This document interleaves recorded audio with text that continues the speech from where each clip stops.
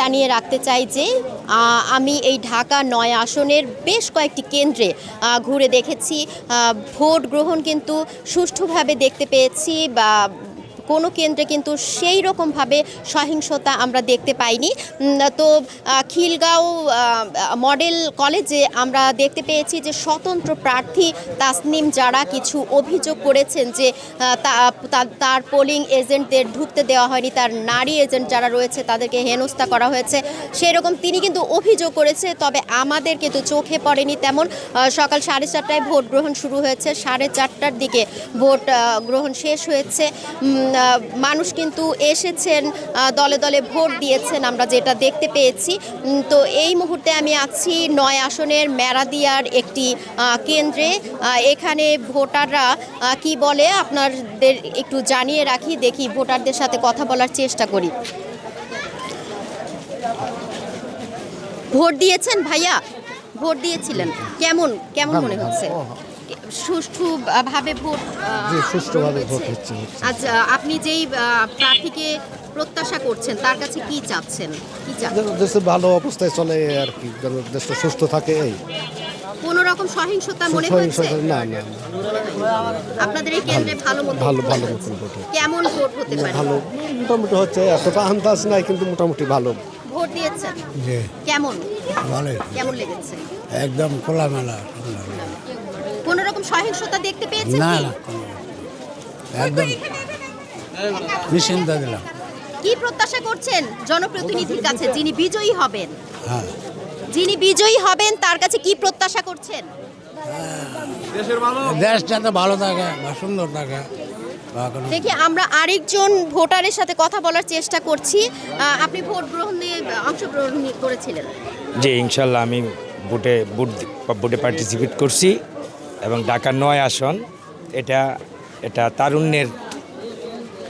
তারুণ্য নির্ভর একটা ক্যান্ডিডেটদের আসন, এবং এই আসনটা বাংলাদেশের একটা মডেল সৃষ্টিকারী আসন।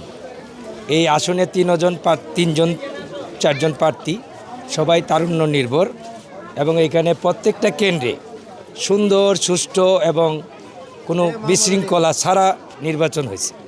এটাকে আমরা সারা বাংলাদেশে একটা আইডল হিসাবে মনে করি, এবং প্রত্যেকটা কেন্দ্রেই প্রত্যেকটা মানুষ স্বতঃস্ফূর্তভাবে অংশগ্রহণ করছে।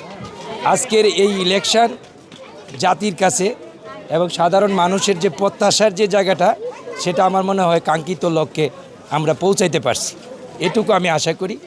আর ইলেকশন সাধারণ মানুষ যারা ভোট প্রদান করছে তাদের মনের ভাব বহিঃপ্রকাশ, তো এটা আপনি জানেন যে কালো কাপড়ের ভিতরে, সেটা গণনার পরে বোঝা যাবে। তবে আমি আশা করি যে তারুণ্য নির্ভর যেহেতু এই এলাকার আসন, এবং কাদা চোরাচুরি ছাড়া এক প্রার্থী আরেক প্রার্থীকে কোনো রকম বৈষম্যমূলক বিদ্বেষমূলক কোনো আচরণ ঘটায় নাই, আমি মনে করি এই আসনের ফলাফলও সেরকমই হবে, এবং জেনজি নির্ভর এবং তারুণ্য নির্ভরেই ইলেকশনটা এখানে হয়েছে। এবং এদের ভোট আপনারা দেখবেন ওই ধরনের ভালো লোকেই বেরিয়ে আসবে, আমি আশা করি।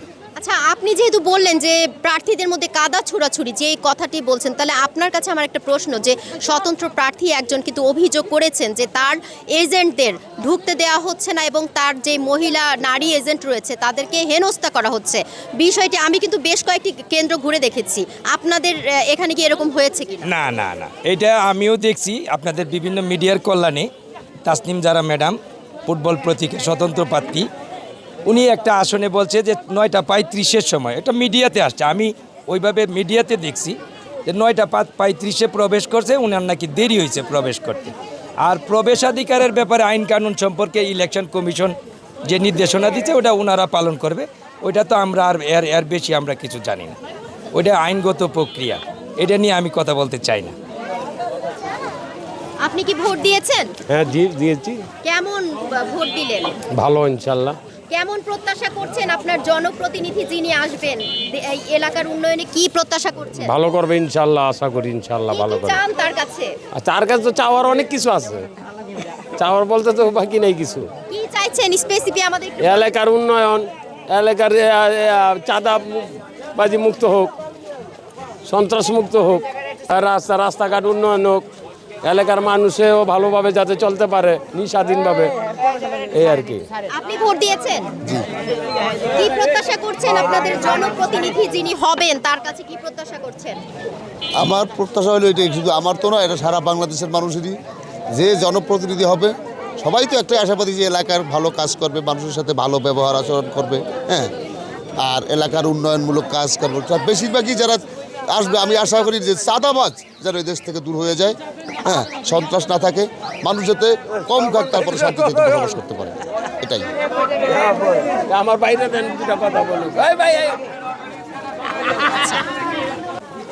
অনেক ভোটারের সাথে কথা বললাম এবং যেই অভিযোগটি রয়েছে তারা কিন্তু অস্বীকার করেছেন যে এই রকম কোনো ঘটনা এখানে হয়নি।